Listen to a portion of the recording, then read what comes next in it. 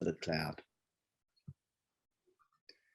So this evening we're joined with Kevin KD9TMY, who's prepared an evening for us, and is very much appreciated. Kevin's a regular, and it's good to actually have a presentation from him this evening. So I'll pass on to the making you spotlight. All right. And make sure that you've got sharing capabilities as well. So bear with me, and I'll over to you, Kevin. You should be able to share your screen now. And thanks very much for a wonderful evening we're about to have. All right, sounds good. Well, I'll just give you a little background first. I've only been on ham radio a little over a year, and strangely got into it. I don't have any family members that were ham radio operators, no background in it at all. Just last year got a notion. I've got some friends that are into ham radios, but never really conversed with them about it. But I finally just said, no, this is the time I'm going to do it. So starting from scratch, you know, you ask a few questions, you go to the internet a lot, you look at Facebook pages, you know, what kind of radio do I want to start with? Then you move on to the antenna and you pick an antenna and, oh, this looks cool. Well, it doesn't fit in my backyard. So you're off to the races again. But, you know, everywhere I went, you know, looking for opinions on radios or antennas and everything, you know, in between. One thing always came out in most conversations there was the best thing you could do if you're new to ham radio is join a club. Join a local club or even an online club like we are here. Just a wealth of knowledge, veteran ham radio guys, plenty to learn from, show you the do's and the don'ts. You might even save a little money along the line. But you create friendships and it turns into family really quick. And so I joined the local club here. It's the Mississippi Valley Amateur Radio Association. And, you know, they started out years ago with a few members and they've grown. We're up to around, I think, 45 current members. And, you know, up before we had this bus, you know, they did the same thing a lot of other clubs did. You do your field days, monthly meetings, get-togethers, you go to ham conventions together and such. But this club in general had this vision years ago, and literally had it drawings that they would like to have a bus. This would be really unique. This would be cool, maybe something different that you don't find too often. So it kind of went from there. So in 2020, this became a reality for these guys. So I'll start my presentation here.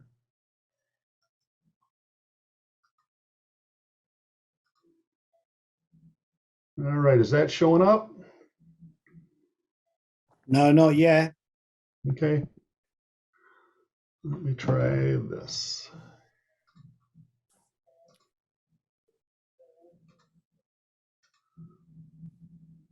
There you go.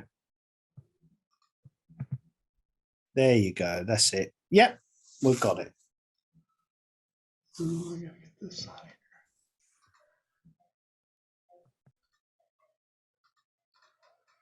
here. God darn it.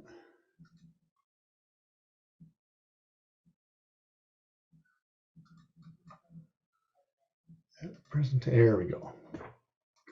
How's that? Yeah, that's great. Thanks. Okay. That's as full screen as I can make it. Got to have a little fireworks there. So here it is. This is the bus when the club took over. And this is actually a picture of its second life. This bus was created for a mobile clinic application. And after time that they were done with it, it became a mobile 911 dispatch center.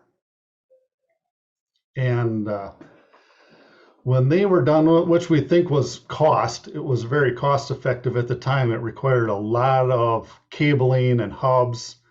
It was back before an era that there was no voice override.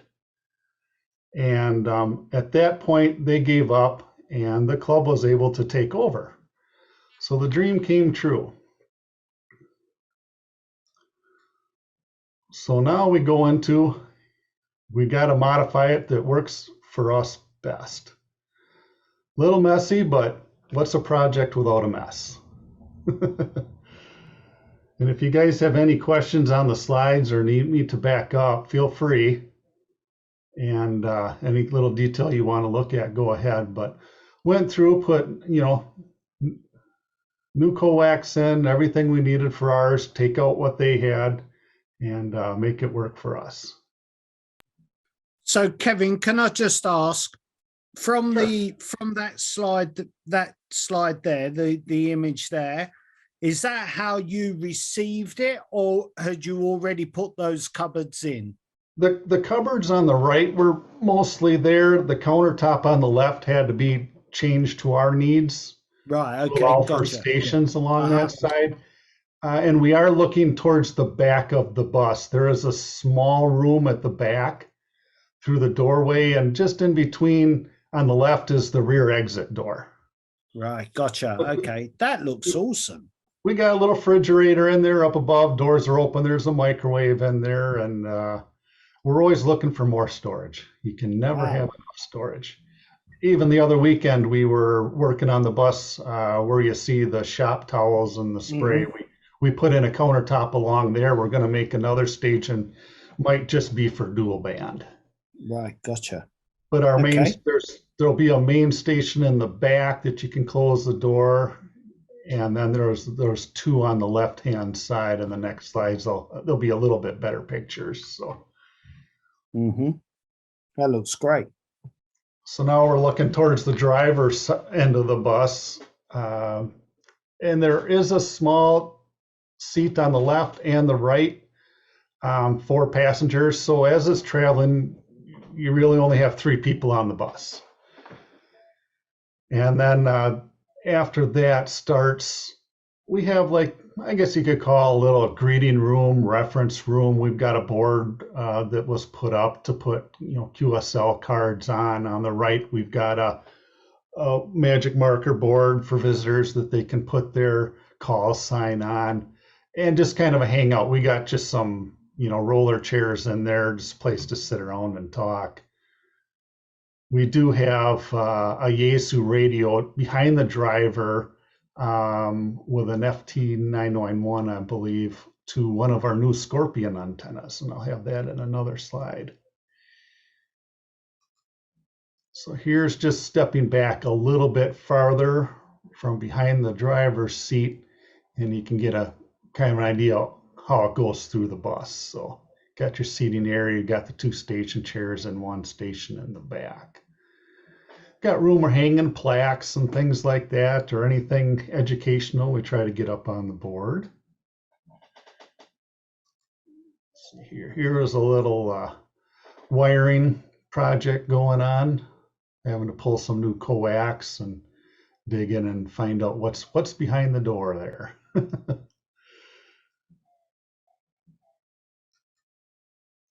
Now here we go, where we get a little bit, things are more organized. What some of the original stations look like when we started. The new countertop is here on the left, so we'll have that station there. Got our everything else kind of going together pretty good. Now this is where the fun starts. The funnest thing about the bus is getting new radios put in. Previously, the radios that were in the bus actually belonged to club members. So this is where I get to thank a grant company called the ARDC, if any of you are familiar with them, the Amateur Radio Digital Communication. We received a pretty nice grant from them to be able to put new radios in the bus, microphones, switches, We've got a covered trailer for storage and making another station in there, along with 2 tower trailers.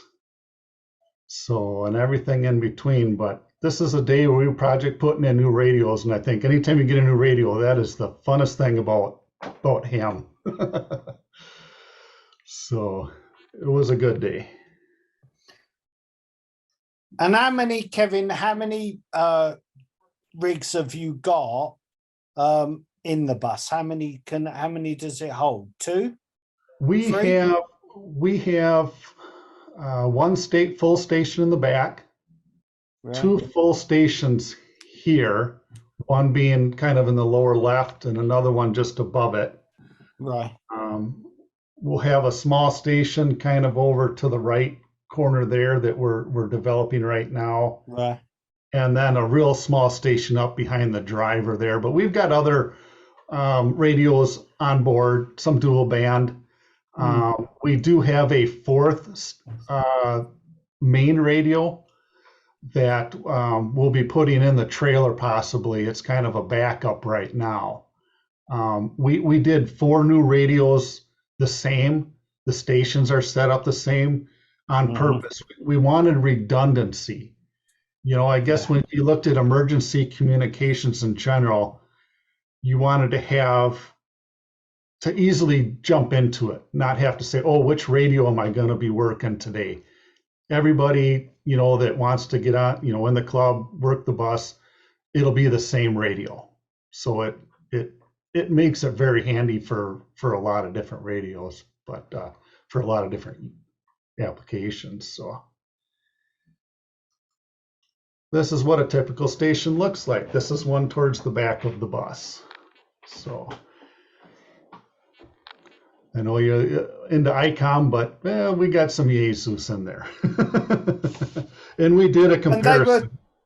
So you got the 101 through a grant? The 101D? Wow. We picked up 4 of them, yeah. My goodness. We looked at both. We did, because, you know, I've got ICOM, other guys have ICOM, a lot of guys have both. We compared the 101D to the ICOM 7610. 7610, yeah. And they are really close. You know, for an average ham, I'd have a hard time picking out which one to take. You know, I probably would have went ICOM because I've got my 7300, and I love the 7300 because it's got the waterfall, nice big waterfall. So, but as far as what the club looked at it, was one reason. Yes, we do have a Yaesu rep in the area. That always helps. Okay, that helps. Yeah. Yeah. 2 is we spent some time watching. Familiar with a fellow, Bob Sherwood? He's done some online YouTube videos, and he did a video between the 2, the ICOM 7610 and the 101D. And, you know, being a known, you know, review person, he really come out and said the Yaesu really kind of was the top notch of it. So away we went. And we made sure we got 4 of them all the same. And of course, if Bob Heil was on, he'd appreciate the headsets and, you know, the nice microphones and booms. So, and if you're really into ICOM, you're not going to like this next picture, so you might want to close your eyes. So this is the setup for all 4 radios. You know, you can use a headset. Some guys just like to use the microphone only and an open speaker. We're running a watt meter on each one, and the Surefire band passers just to help out with some filtering. So that's the stronghold of our 4 stations. The others, you know, we got some smaller radios and some unique applications for them. So, but anytime we've got the bus set up somewhere and people are coming through, we've got one of these 3 radios going for them, and it's part of showing that the ham radio is still very popular. It's growing. It's digital. It's up to date. lot of people that come through, they're really almost shocked. Like, wow, I had no idea ham radio was in this direction. And it really helps bring new members, young members, members that have probably been off the air for 20 years that they just look at it and go, wow, maybe I should just get back into this. And that's what it's all about. That is what our bus is about, is out in the public. It's not to be put in storage and say, oh, we just bring it out just for our personal field day. A majority of the time that you see our bus, it's in the public. We love people to walk through it and take a look, make some calls, do what they can with it. It's there for them. Here's Tom, that's one of the veteran members, founding member of the club. He's set up and making some calls out there. So got a fair amount of guys I believe are CW. I'm far from it. Eventually I might catch on to it. Right now I'm learning the ropes with FT8, FT4, and PSK31, kind of in that order. So this is what it kind of looks like when you see somebody on the bus. And then we have, we've got some antenna rotators sitting on the counter also. Here's another one of our founding members, Craig. Judging by the look on his face, he's talking smack to somebody. So he's probably beating somebody up on the radio pretty good. Been at it a long time. Now this kind of explains what we typically use. We were at a Boy Scout camp in the area, and we had Boy Scouts coming through. Give them a whirl on the radio. It's a good start. They're pretty interested in it, especially with the digital. Boy, when they can go on the screen and type in stuff and bring up call signs, it's really neat. And that's what the bus is all about. Just getting the public in there and doing a lot of show and tell. Mm-hmm.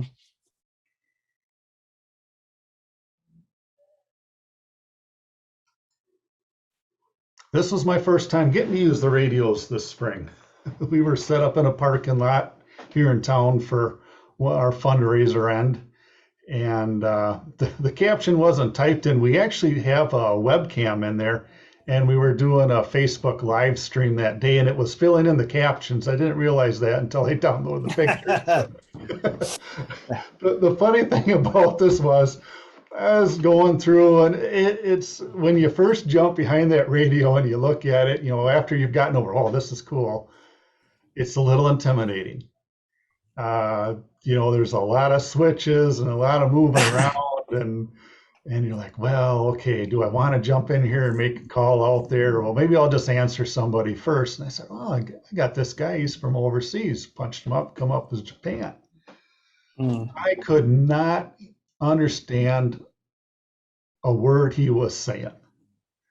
And I sat there listening, and tried to communicate a little bit. Finally, the word sayonara came up, and I said, okay, 73, we're done. And we went. So, but yeah, it's one of those things, you just got to spend some time with it and get comfortable with it, figure out what works for you. So it was a fun day. So here we're getting up to setup time. This is kind of what the bus looks like when it's time to set up. Got the doors open, storage, getting ready for the day. In the back, we store all our coax cables and such. We got ground rods tucked in there. We've got some extension poles to put up for the antennas. This tower that you see on top is a combination slide and tilt. It was on the bus, before we took over, but it's pinned down for travel. You pull the pins, there's a little chain latch on it. It actually slides back, and then there's a pivot point, and then it raises up.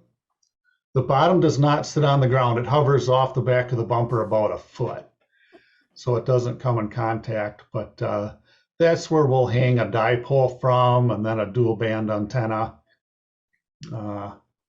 And then we use trailers. The antenna that you see in back is actually sitting on a trailer in the part of the park there. So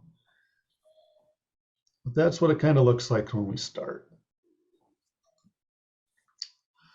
This is the front of her that she looks. We always hang our flag up there, proud of that. We've got a little, I believe it's a Davies weather station that we'll set up, and we can monitor the weather from there. So that's what the front kind of looks like, pretty plain. Here's what the back looks like. We've got a POTA flag. We were set up along one of the bike trails here. It's considered state park. And this was just before we put up a scorpion antenna. Now, this is new for us. I haven't had a chance to use it. We're still learning with it. This is not the travel position for it. We actually have a channeled slide bar in there. That scorpion will usually mount right off the bumper for traveling, but we've got it up, extended up there, give a little bit more clearance, give a little bit more free air. So it's still an experimentation. Grounding is going to be the biggest thing that we'll get addressed on there. With a bus, you know, you've got rubber mounts underneath there, and trying to make a good ground, that's real keen.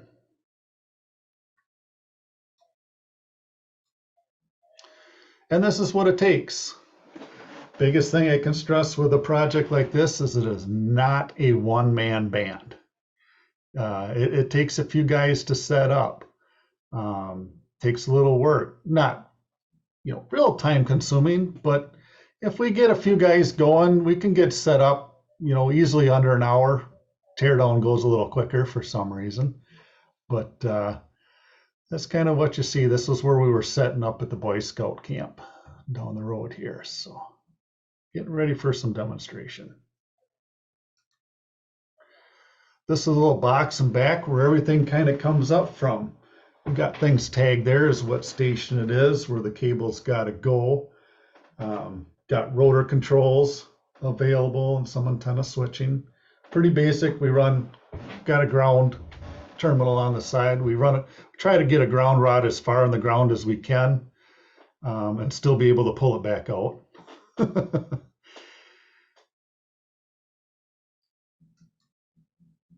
This is we're setting up for National Field Day. Is that, Andy, what you call it on your side also? You have a National Field Day? Nope. Okay. We don't have them. As an informal thing, a club will have field days. Yeah. Okay. They will have field days, but it's not like a not on the scale that you guys have. Okay. So this is a trailer that we borrow at the time being till our trailers get here. It's a nice crank up trailer. The Yagi on top belongs to one of our members. So, but we set that up in the field below us.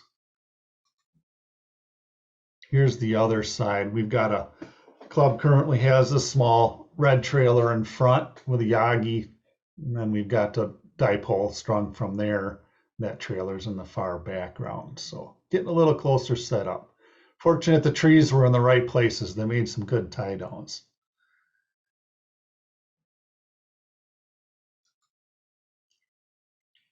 Here's a little typical setup, doing a POTA along the bike trail again. We had a lot of people just kind of drive by, kind of wonder what's going on here.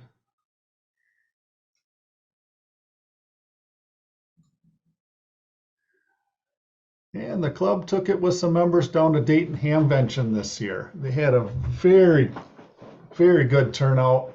A lot of people were really amazed at the bus. Had quite a few people go through. It was a neat thing. It was almost a feather in the cap going down there and being able to show everything that we've got going. This is just some of the call signs we got coming through at Dayton, and filled up the board.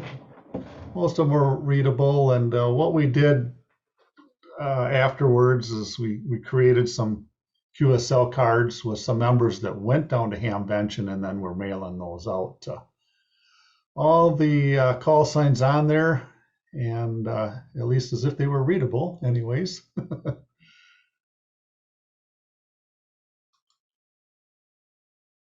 This is part of the fun part of kicking back into field days, is just sitting around having a good time, catch up with everybody, whether it's related to ham radio or not. One member in that one pop-up did bring a go-to box, and weather that weekend, it was a little warm. One day it was pretty windy, and then that was the evening that 20 meter went out for quite a bit. Really kind of put a hamper on making contacts that evening. And 20 meter that night seemed to go out for a lot of people, so it wasn't just a location scenario. There is a little picture in the background of the trailer that we were able to pick up for storage, and that was what we'll probably put our fourth station in.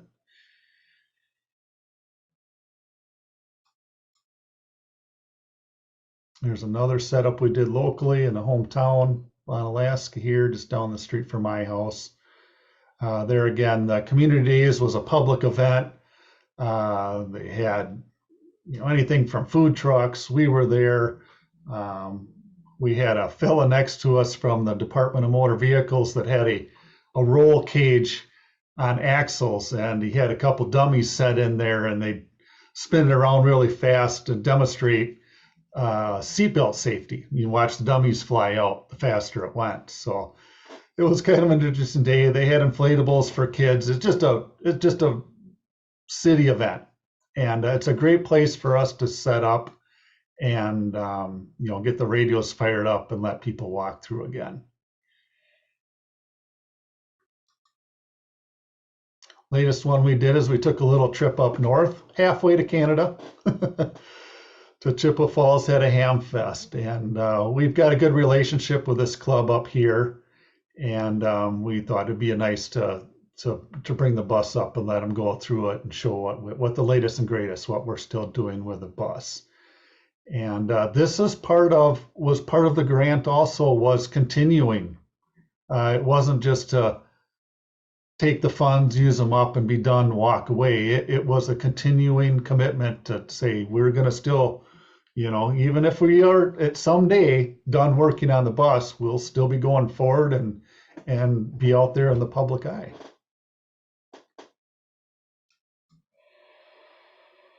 Person in the chair right there is Bill. He's another one of the founding members of the club, and he's getting ready for night shift.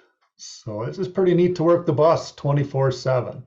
So just a little snapshot of him later into the evening. And here it is sometime in the middle of the night, and they're still running.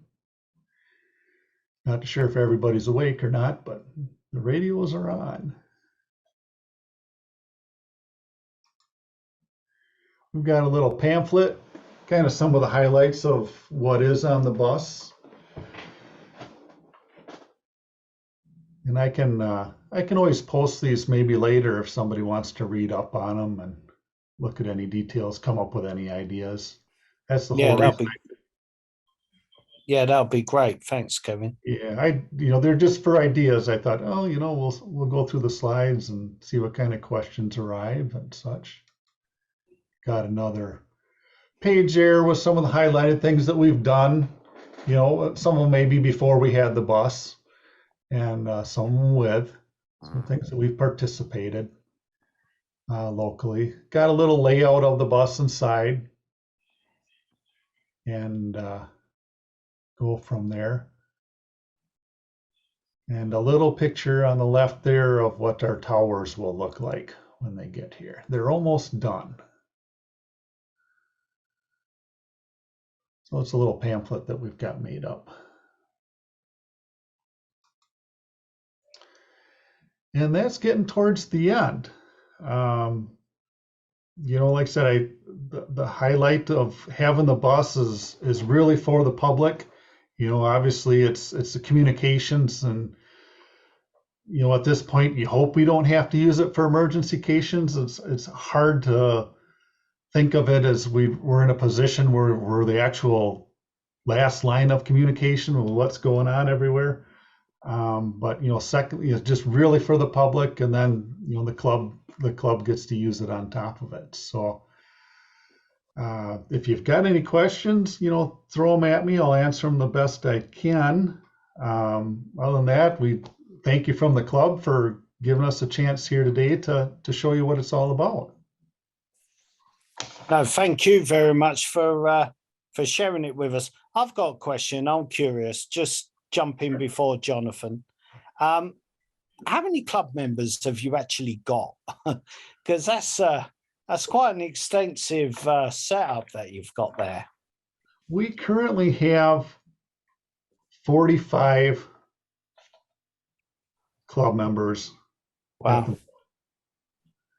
Now, that doesn't mean, you think, 45 guys. You always got to take apart that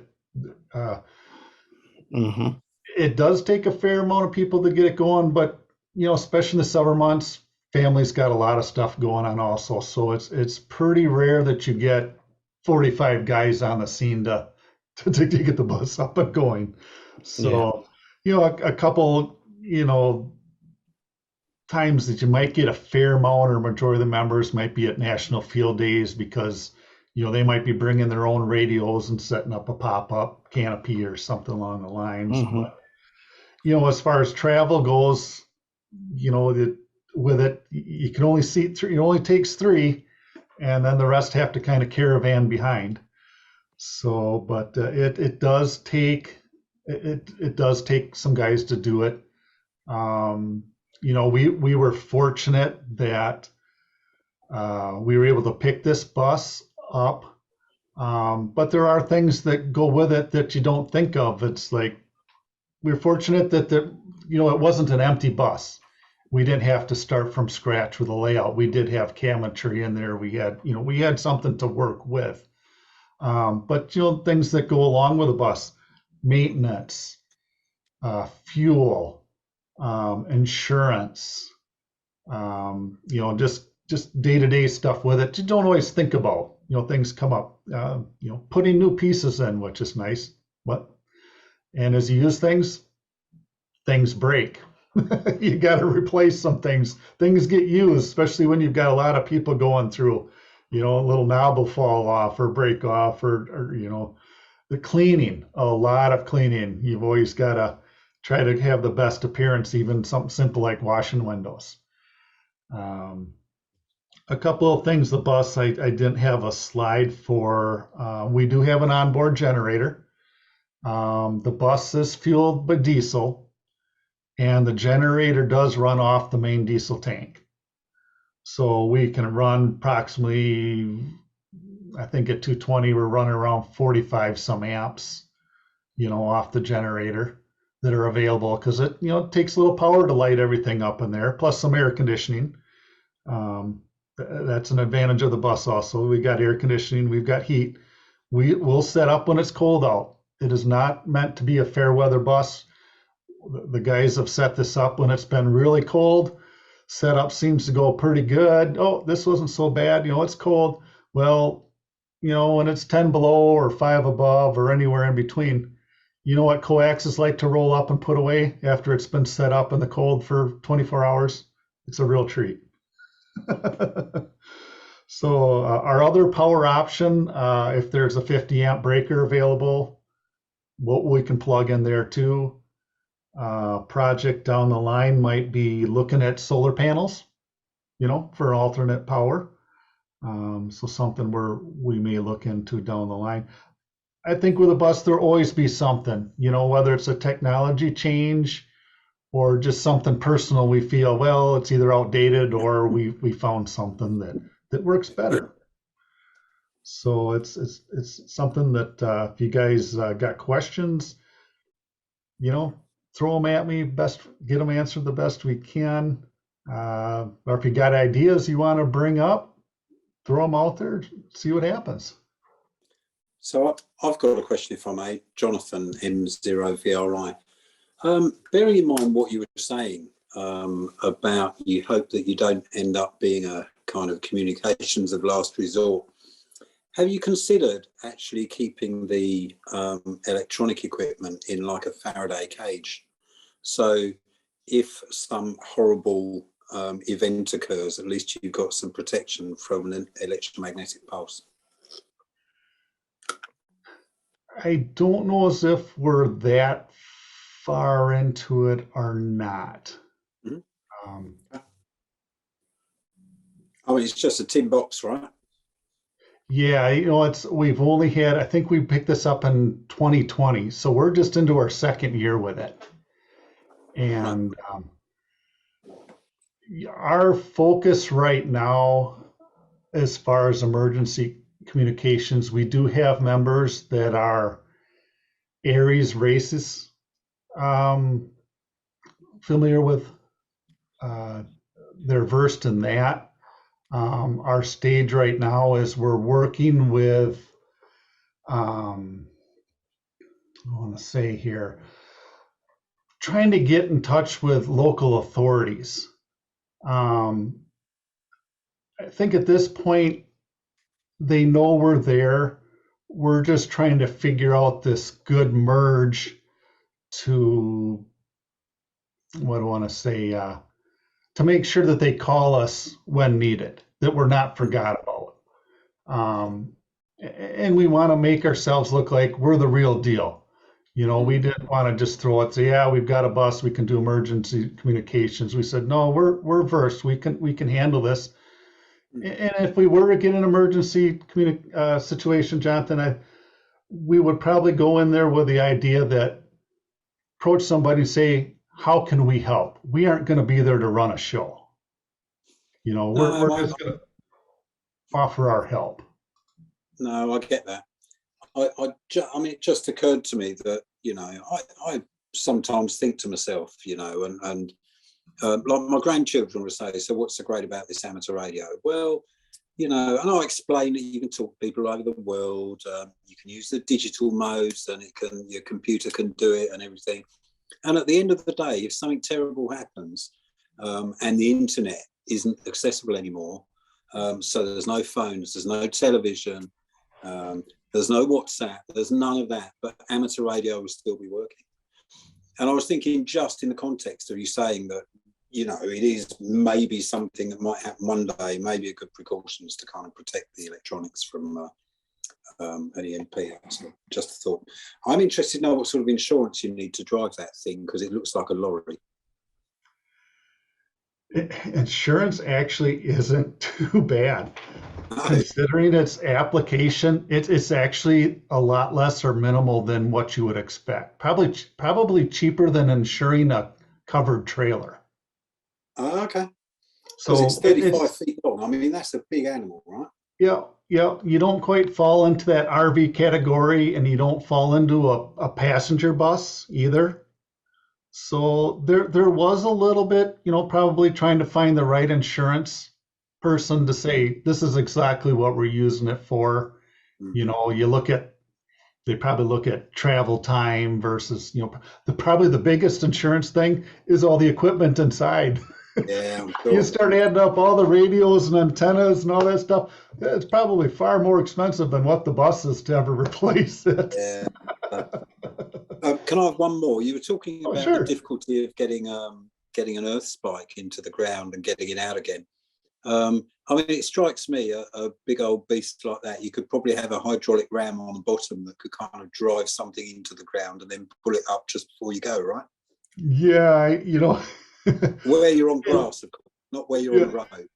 In midsummer here, it gets tough because the ground gets so dry and hard, and you're talking about almost a 1/2-inch diameter copper rod. You're out there with a hammer, going away.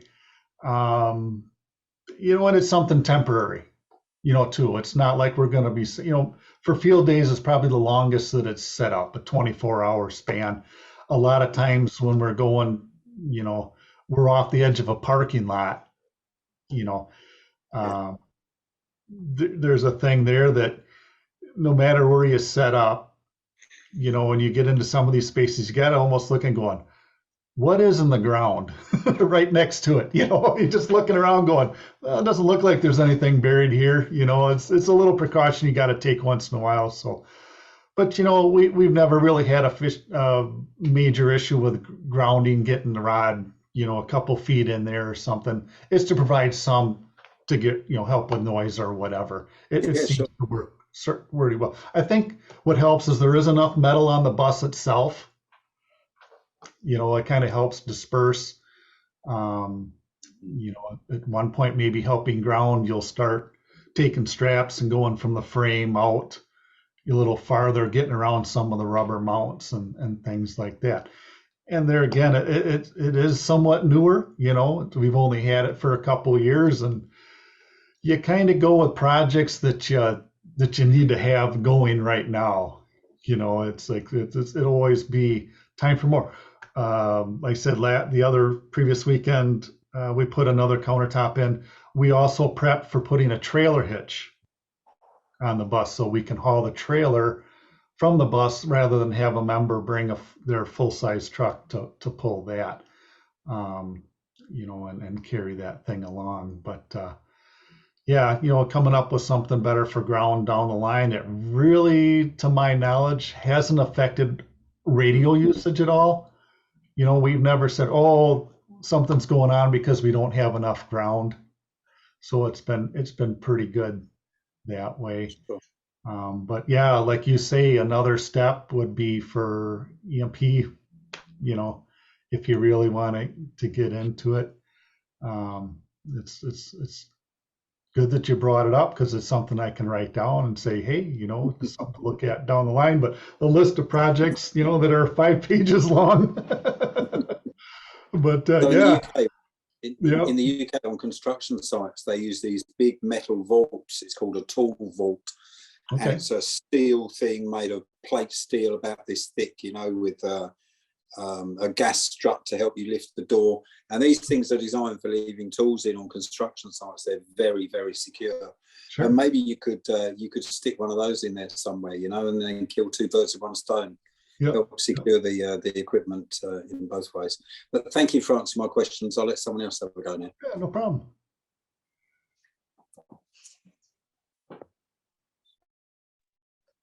I've got a question, Kevin. Sure. And I'm sure you already know what it is. What antenna was on that tower? They are tri-band Yagis. Yeah. So what model? they might be a couple different models. They're club members. I know the bands are 10, 15, and 20. And then we use dipoles for 40 on down. I'm not sure if Tom's available at all. Tom, you got a second by chance? They are Cushcraft. Well, one of them, I don't know which, I wasn't able to see which, but we use a Cushcraft AB34, I think it is. It's a 4-element. One element is just for 10 meters. Yeah. And the other one that probably was on one of the towers was a TA33 Junior by Mosley. Lovely. Like I say, club member antennas. We've got 2 more AB34s that we got given to us that we have to rebuild, but we're always looking for a better mousetrap. Yeah, aren't we all? Aren't we all? We have entertained, and we thought we had a line on one for a very good price, is a 4-element stepper. But they just take, we can put the antenna we have together, 3 people, probably 10 minutes. And that's what's nice about it. It's all color coded. Yeah, a stepper is going to take you at least a couple of hours to put together. Yeah, well, there are ways to make it go quick, but it will take a lot longer. Yeah, they're a nice aerial stepper, very useful. the nice thing is we have a 20-foot long trailer, so we don't have to take everything apart to store it. Yeah. All understood. Thank you. What about maintenance costs? Like I've seen that Thomas put about the tires being expensive. So what about ongoing maintenance costs? How do you cover those kind of ongoing costs for the bus as a club? Sure. We have, obviously you got some club membership. We do a raffle in the spring of the year, late spring, and that is a good fundraiser for us that we can cover, maintenance cost of the bus. That is one nice thing about, having a good sized number of members is we have a wealth of knowledge, not just in ham radio, but in other areas, that are mechanical, electrical, things along that nature. That's what really helps the bus, is having a variety of members with a club that can do different things other than just put in and hook up a radio. Yeah. That really helps. We spent a little money. We did put some new tires, on the bus. It needed it. We put some round ones on instead of the rectangle ones that it came with. That's one of the more costly things, but you're going to have, similar things happen. But, they're, for majority of it, there's somebody in the club that's got some good knowledge of it or can lead us in the right direction.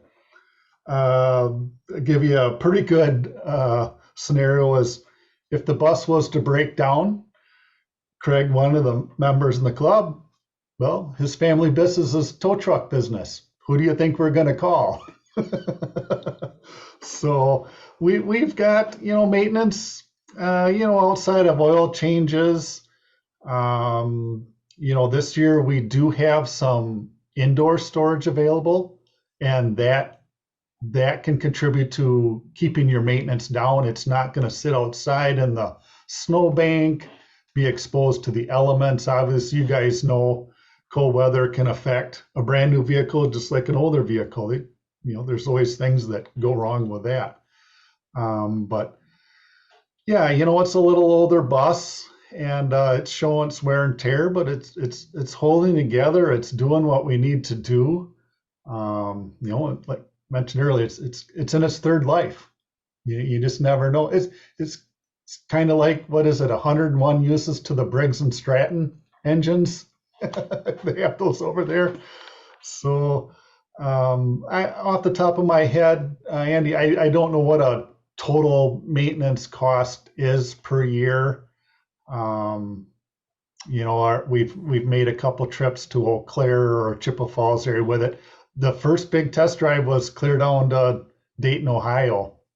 That's darn near a full day's drive, and with a bus, because you're only topping out at, you definitely aren't doing the state speed limit with it.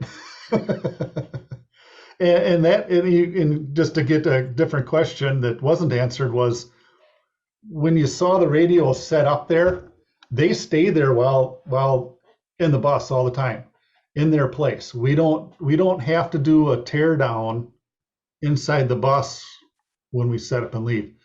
We've used Velcro, with double tack Velcro, and those radios, if you're familiar with the 101Ds, or even if you had a 76N, there's some weight to them. They're like parking a bowling ball on that countertop. So everything there, the radio, the speaker, the band pass, or the watt meter, they stick together as a package 24/7. That's their permanent spot, whether we're using the bus or not, or it's rolling down the road, or if it's parked. That's where they're going to be. So that's part of being, I guess, the emergency prepared is, let's say that we've got this, we have a covered storage for it. Let's say they call us in 2 hours from now. That bus would have to be ready to go. it'd be pretty tough to say, well, we're going to need 5 or 6 hours because we got to put all the radios together and we got to put cabling and all that. I mean, in a pinch, you get 4 more guys, we could probably literally set up under a half hour, top to bottom, and do what we would need to do for them as far as communicate. So it probably the longest thing that takes to set up is getting that tower slid back, turned up, get everything raised up there. That's a little time consuming, but rolling out the antenna in an emergency outside of the trailers, I'd say trailers are something different. We looked at picking up a couple trailers, not just for what we have right now, but let's say down the line, the bus does get phased out, that there's something better. We will still have, whether we've got just covered trailers or not, we still have 2 tower trailers to put up antennas and get a good signal out. So there was,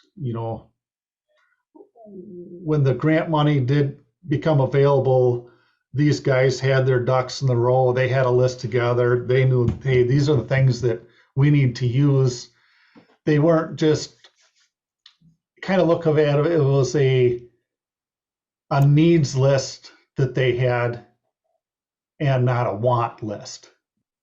So it worked out pretty well. The funding definitely helped out.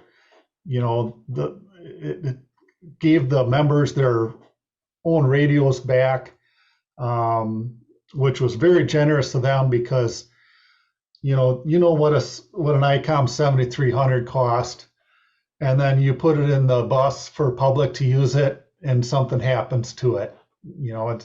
It's kind of it would be a bum deal. It's like, well, that's the consequences. So, when we got the funding, we knew right away that we need to have dedicated radios for use, that didn't belong to any one person. So if something happened to it, so be it. It's replaceable as far as the club concerned. It doesn't have, you hate to find out that, oh, that was my father's radio and they got sentimental value and the thing does slide off the counter, or we hit a pothole so big that, everything flew up in the air.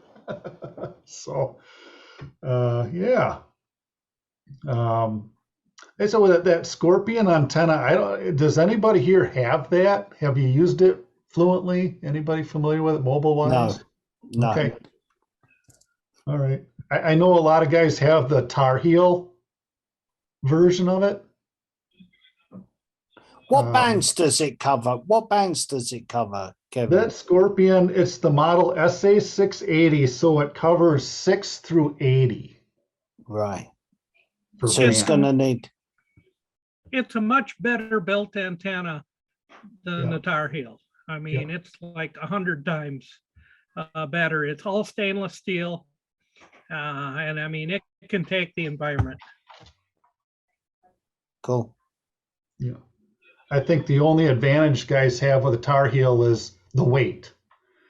The Scorpions, there's a little more weight to it, but there again, you get what you pay for in an antenna. So the weight means a lot.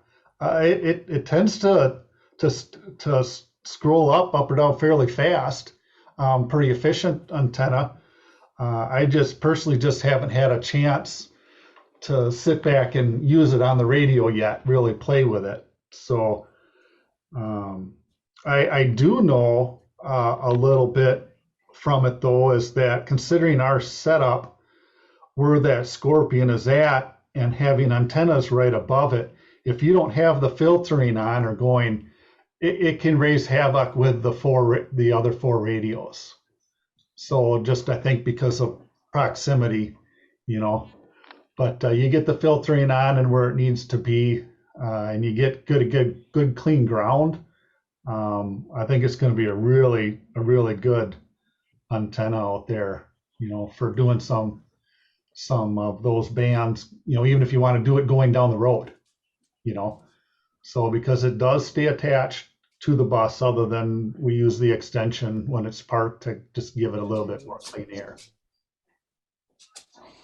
So what? So I've got Kevin, a with question. the, oh, go on, Andy. I'll let you go first. Okay, just 2 questions, and the first question is related to the second one. The first question is, what are the prizes in your raffle? we did, it focused on what we call a meat raffle. We have a local, well-known, like a butcher's block. And we did, Yep. that's the main prize for our raffle. You know, dealing with a local business, 1. 2, what was unique about it, place is called Bubba's Meats here in La Crosse, that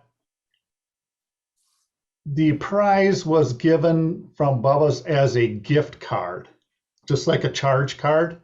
So Yep. the grant, it was $500 worth of meats or merchandise at Bubba's Meats. But when you went in there, Andy, you didn't have to spend it all at once.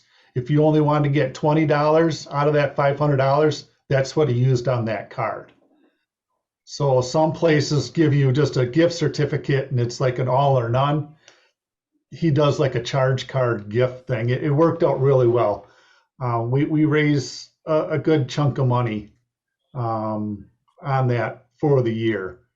And another big aspect of it, and this is part of what it takes to make it work, is donations. You know, we do have other organizations that do recognize us and what we're doing, even though we haven't had to be called out for a national emergency. They believe in what we're doing and they offer donations. That helps also. Okay, well, I was hoping it was going to be radio related, and if it was going to be, I was going to ask, where do I buy a ticket?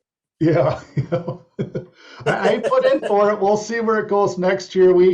We threw it around, you know, and that's a good thing to bring up, Andy, is, you know, maybe we might have to throw a hand radio in there or something with it, you know, something to spur up a younger person. That's a good idea, Andy. It's, One of those 101s would be nice.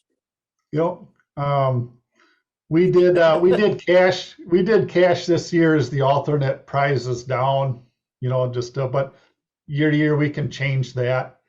We've just been, the fella at Bubba Meats has really been good with us working with that fundraiser, and yeah, probably be there. But you bring up a great thing, is maybe, you know, rather than having some cash things, you know, something in a radio line would be really neat. Yeah, and plus the fact is, you probably get sponsored by the big people like they do at Dayton. You probably get sponsorship from the actual manufacturers. Yeah, yeah, and right now, Andy, we're self-sustained outside the grant. You know, that's kind of a different fund for us. But outside of that, you know, beforehand and afterwards, we are self-sufficient. We aren't running by sponsorship. We don't get a monthly check from anybody. And, you know, we don't have, you don't see a lot of manufacturers' radio stickers on the bus or thing. It's all, we're raising the money ourselves. We're putting together by donations and our personal and our fund use, our funds, from the fundraisers. So that's where we're at. You know, other clubs Andy? and things. So, Kevin? yep. Hope you're muted, Tom. Muted yourself. With all the money that we spent on radio, and just radios and that was in the tune of, radios and accessories was in the tune of $16,000. None of the manufacturers gave us a penny. Is that right? Yep. Yeah, it was surprising.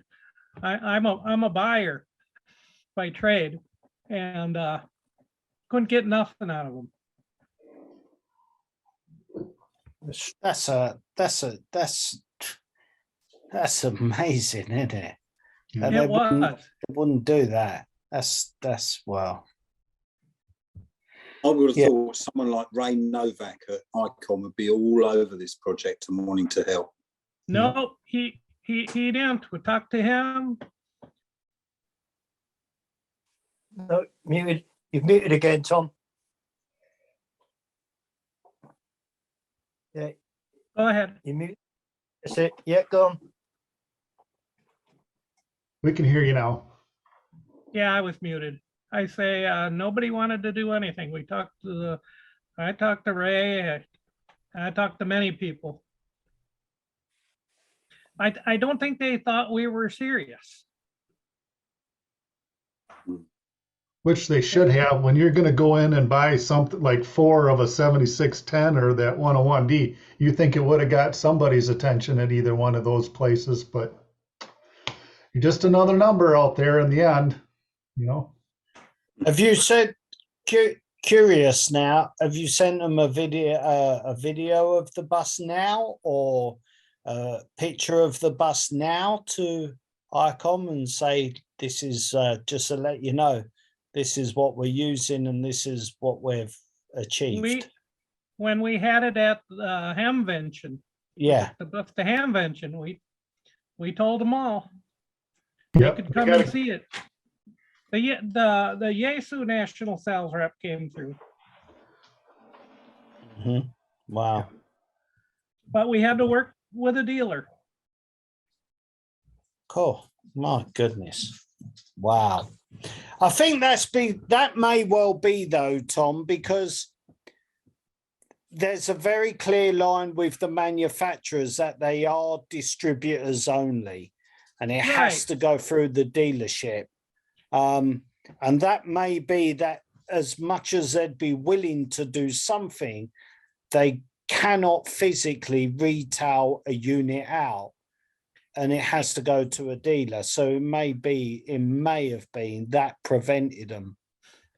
Yeah, they can't sell direct. I know that. And, but I would have thought, because I'm a dealer for a bunch of stuff, not ham radio related. And I will go to the manufacturer and say, hey, I have this customer, they're going to spend this much. What kind of discount can we get them? And a lot of times the manufacturers I work with, they will work up a deal. Yeah. Oh yeah, they can produce something, I'm sure. Yeah. They could have easily not given, like you say, they can't sell direct, but let's say if we went through HRO, the manufacturer could have given HRO the discount, say, would you pass that discount on to the radio club, because they are buying 4 high-end radios and microphones and booms and accessories. I mean, it isn't just the radios, you know, it's a lot of other. I completely get that. Yeah, I get that. Yeah.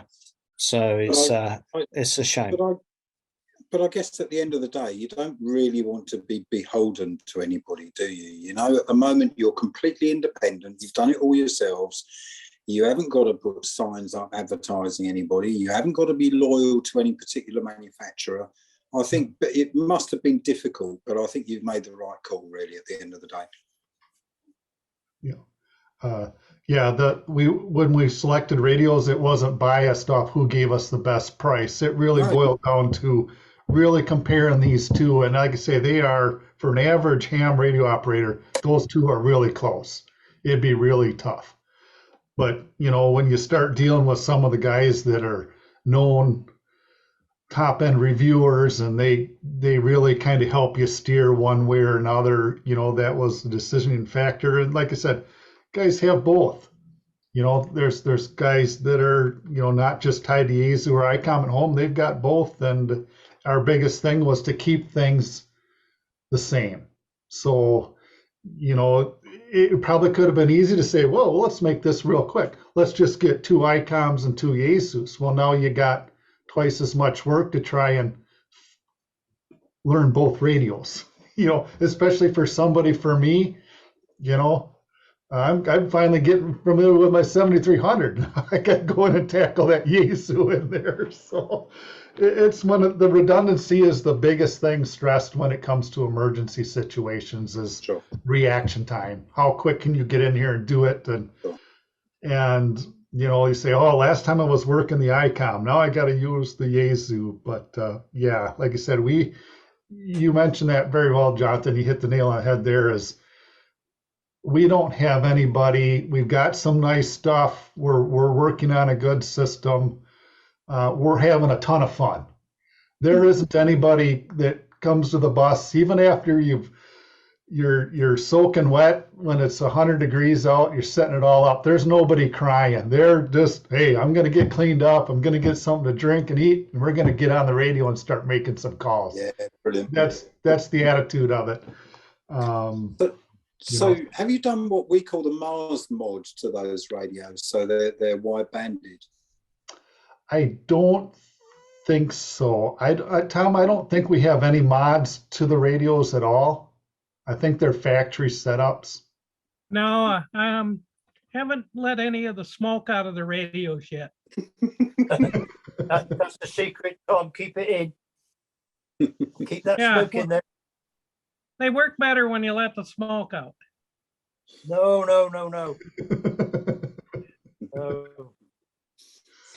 So the last question from me is, how often is the bus in service? How often is it used? Is it used on a weekly basis or a monthly basis, or is it just 4 or 5 times a year? How often is it actually in operation? It does vary, Andy. Let's go back a few weeks ago. We had it out twice in 1 week. We had it all set up Tuesday night for a city event. We were out on Tuesday night with it for a public city event. We had a club meeting Wednesday, and on Saturday we had it all over again for another public event in town. So it's like, okay, that's twice in 1 week. Yeah. At least in the summertime, guaranteed it's at least once a month, at the very least. Right. We've had this thing set up when it's really hot out. We've got the air conditioning. We've sat in the bus when it's been pouring rain, where there's probably water running over your ankles. We've had it set up. We've done, QSO. Wisconsin has a QSO party. Each state's got a QSO party. We'll do the Minnesota one because we're just over the river. So as things come up and get on the, on the schedule, we'll go and do them. Like Hamvention, Dayton, they left on Wednesday, they come back on Sunday. There's 5 days in a row that the bus got used right there in 1 week. Over the winter might be a little less, unless something major, it does come up. You don't want to, you sure like the practice, but you don't want to overschedule it either, where it does become a job. You want to keep club participation at some level, maintain it, just to think, if you had to do that every week and on weekends, you might get a few people frowning and saying, I've had enough. I'll just stay home and run the radio where the refrigerator's right there. It's stocked full of beer, got some chips. Yeah. So, but it will vary. I could probably honestly say, if we lived down south where winter wasn't an issue, it'd probably be a lot more, because you think of it, unless you're doing, a major event, do you want to get out in the cold? I don't know. It's really hard for me to get out of bed when it's 20 below out and there's a foot of snow on the ground and you got to shovel your driveway just to go anywhere. But we still have events going. One of our next major events is with a fire department here in Alaska. We're going to be doing open house with them. So they're going to get a little hands-on. They're going to know what we got for radios in there, and there are going to be some jealous people over there, I think. They just our biggest thing is to merge with that level. It's just one of those things that we really want to let them know that they're comfortable with us. We're not just a bunch of hobbyists with ham radios. chatting away on the band. It's no, this is another intention of the bus is for an emergency. How can we help? What exactly we'll be doing, hard to say. We might be just doing misplaced people, forwarding to say, hey, here's a list of people that are showing up here. They're okay, they're accounted for. Things might be relaying information to hospitals in the area. Sky's the limit on emergency communications. It just really, really tough to say, but I think the use of the bus, it'll always be kind of a little this, might be some more events a little bit farther away. Right now, it's been fairly local. Dayton is an exception.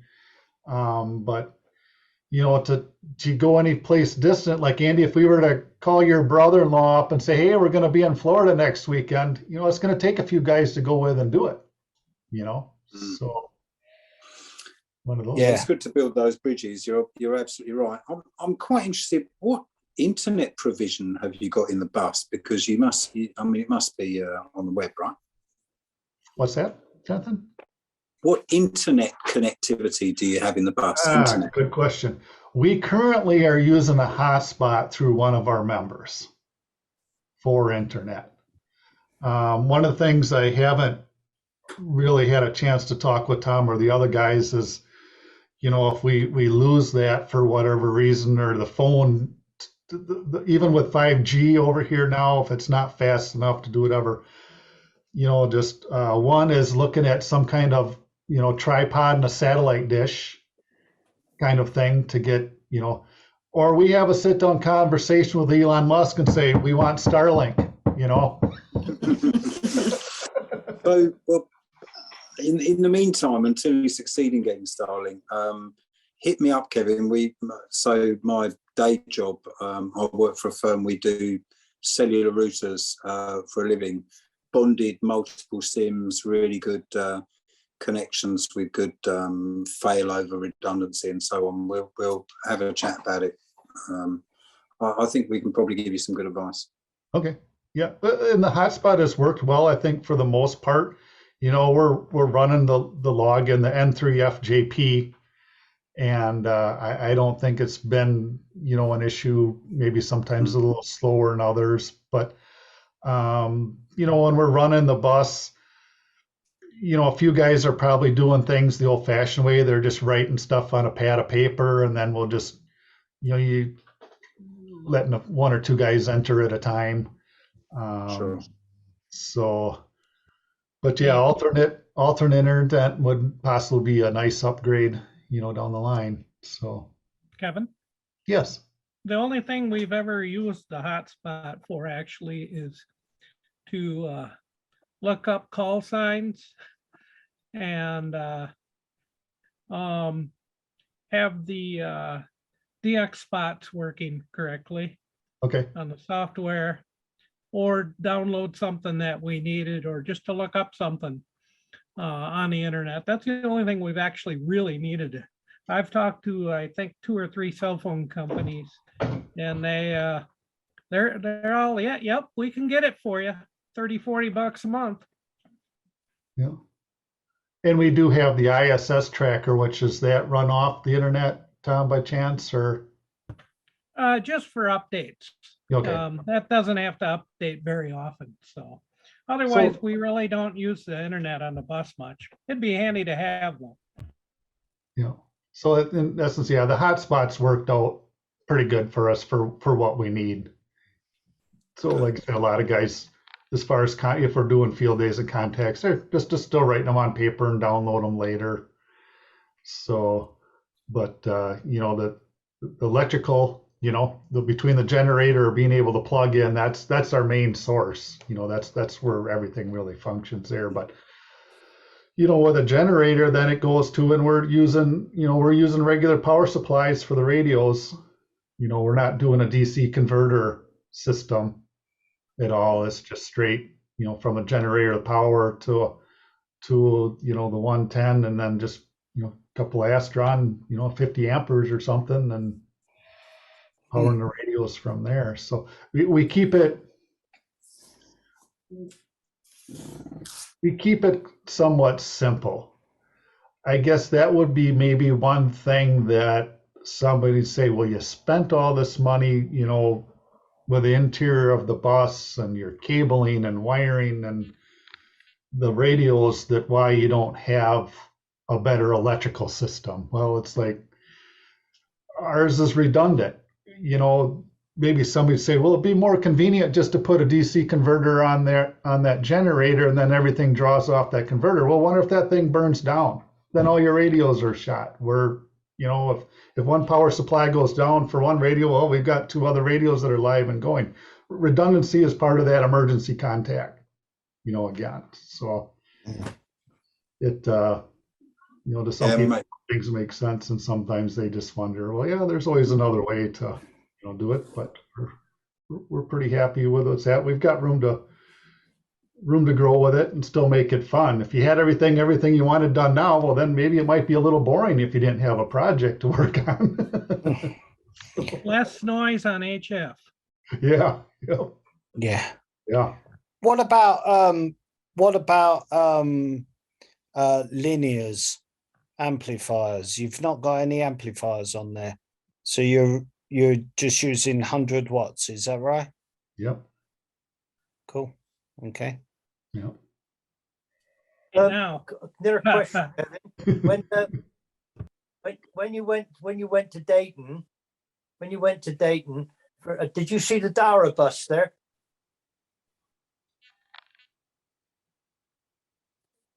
Maybe Tom can answer that. I wasn't there.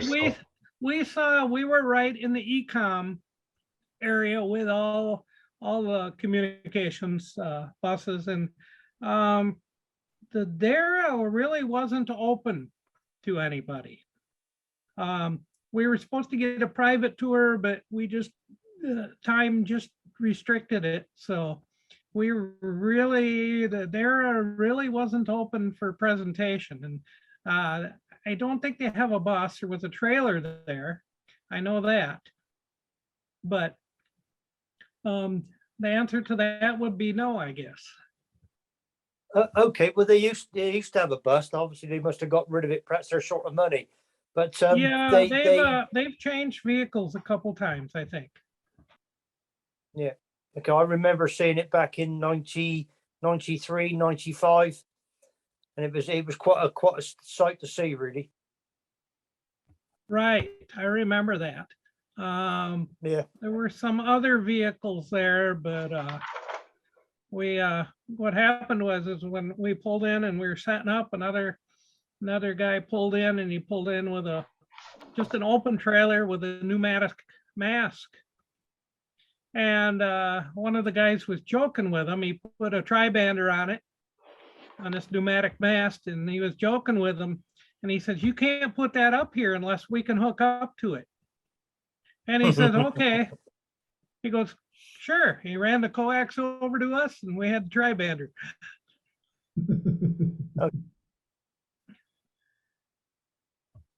Yeah, and I can go back in the slide and post some. That was one of the things in the presentation, was that their pop-up tent was right across the alley basically from them, and hooked it up and went with it. So, but yeah, looking with a bus, I've since then you go on the internet and people have made all other sorts of conversions with vehicles. I saw one of those Mitsubishi Tundra trucks all done up, with a big tires and go anywhere, and got all the radio gear and back, and do all the remote stuff either by a generator or solar panels. So all sorts of ideas out there. You just have to be creative, and it's just the way it worked out for us. The bus, just like it called us saying, "I need a new home." You didn't want to see it go to the scrap yard or the salvage yard. It's like, no, we got enough, people here. We can make this work, and it has. It's been a real. We get a lot of compliments. I didn't want to make it seem like we're patting ourselves on the back, but you know, people are always got something nice to say and contribute to it. It's just made a nice, you know, thing to have. You know, one thing we don't have, you know, concerning the bus, we do our monthly meetings out of one of the members' garage, and we don't have a clubhouse. So, you know, there's a little bit of give and take with it. You know, there's times that you probably want to say, heck with the bus. I'd rather, you know, there's a contact I want to make at home, but I can't reach them. Boy, I'd love to go to the clubhouse and take advantage of a 100-foot tower and a Yagi up there, and I could go get them.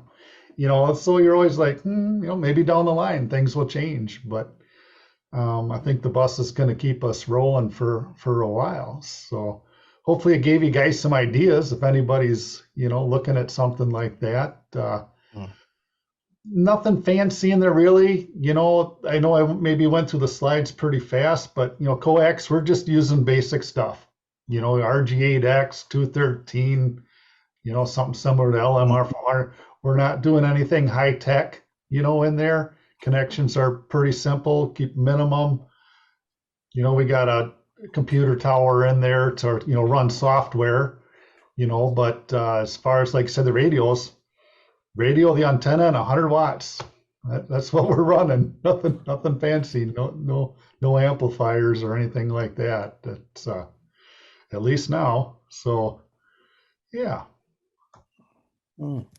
But it's right, Kevin, because you're set up for emergency conditions, aren't you? So if you have 240 going in there, or 110 in your case, going in there, running that place, and there is a emergency, you've got no power, have you?